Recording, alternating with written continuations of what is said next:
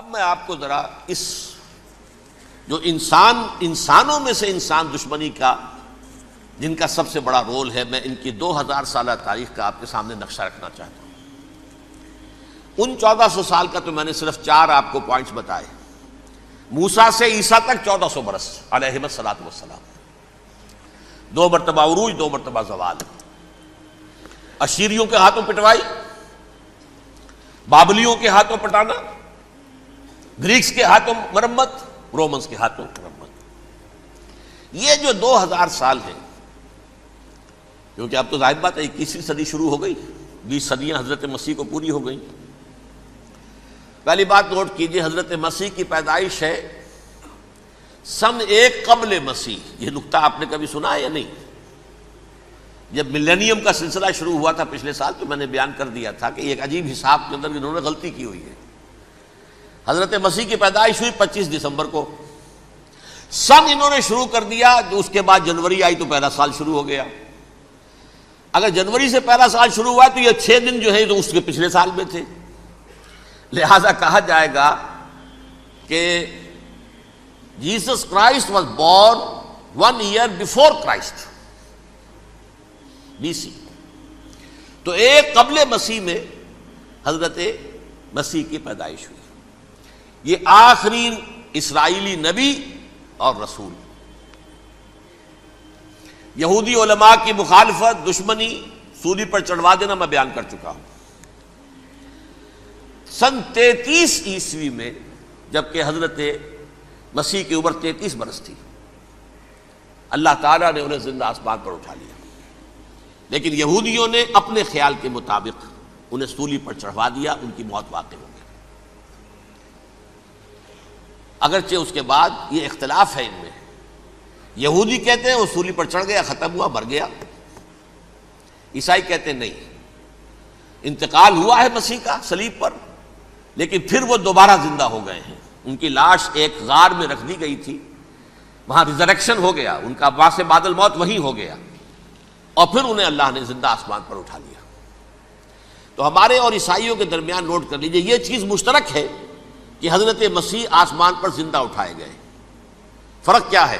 وہ سمجھتے ہیں کہ سولی دیے گئے، سولی پر مرے، پھر زندہ ہوئے، پھر گئے۔ ہم سمجھتے ہیں کہ نہیں، وما صلبوہ وما قتلوہ، انہوں نے نہ صلیب دے سکے انہیں اور نہ انہیں قتل کر سکے، بل رفع اللہ الیہ، اللہ نے اٹھا لیا۔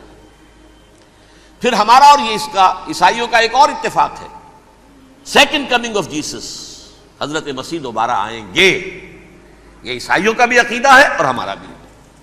بہرحال تو جیسا کہ میں نے عرض کیا کہ اس وقت یہ عذاب استیصال، عذاب اکبر کے مستحق ہو چکے تھے، لیکن اللہ نے ان کی مدت دراز کی ہے، لیکن ان پر دنیاوی عذاب کا ایک کوڑا جو ہے اللہ تعالیٰ کی طرف سے اسی وقت برسا۔ دنیاوی عذاب دنیا میں رہتے ہوئے ختم نہیں کیا گیا۔ 37 برس بعد حضرت مسیح کے رفع سماوی کے 37 برس بعد سن 70 میں یہودیوں نے بغاوت کی رومیوں کے خلاف۔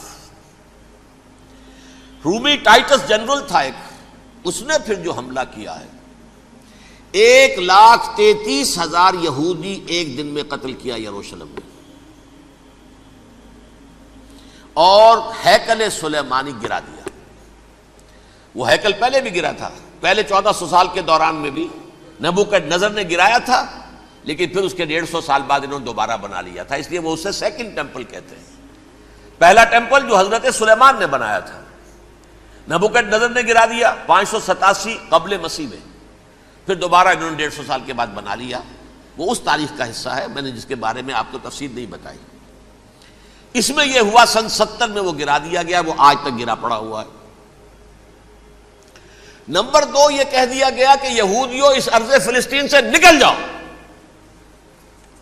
تم یہاں نہیں رہ سکتے اب۔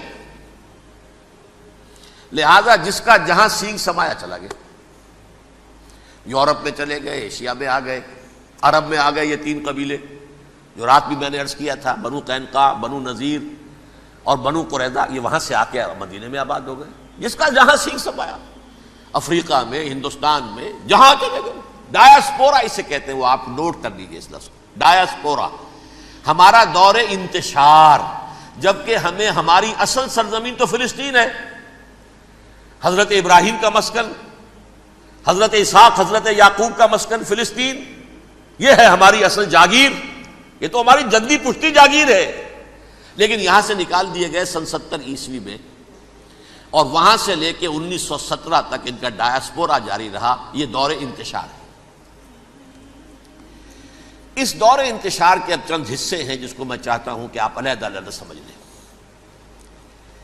دور انتشار کا جو پہلا جو ہے تقریباً 300 برس رومی حکمران تھے، وہ یہودیوں کے بھی دشمن تھے اور عیسائیوں کے بھی دشمن تھے، عیسائی اور یہودی ایک دوسرے کے بھی دشمن تھے، لیکن رومی سمجھتے تھے کہ یہ ایک ہی تھیلی کے چٹے بٹے ہیں۔ رومیوں کے نزدیک عیسائی بھی یہودیوں ہی کا ایک فرقہ تھے، کوئی علیحدہ مذہب تو تھا ہی نہیں،